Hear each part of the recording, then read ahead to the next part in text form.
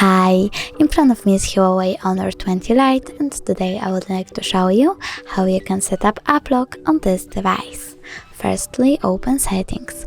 Now choose Security and click on App Lock. Read the disclaimer, tap Enable and pick one of the options, lock screen password or custom PIN. I will go with custom PIN, so I have to click on it, enter my PIN and confirm it. Now you can answer this security question or tap on it and select the other ones.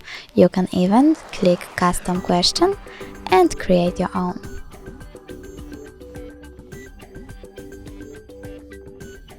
When you're done, click OK, then type your answer and click on Finish.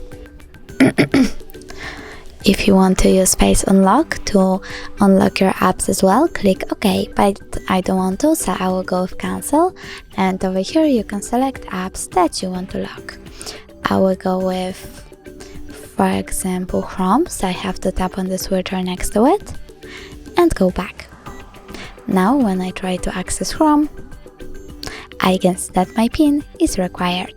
Thanks so much for watching. If you enjoyed this video, don't forget to leave a like, comment and subscribe.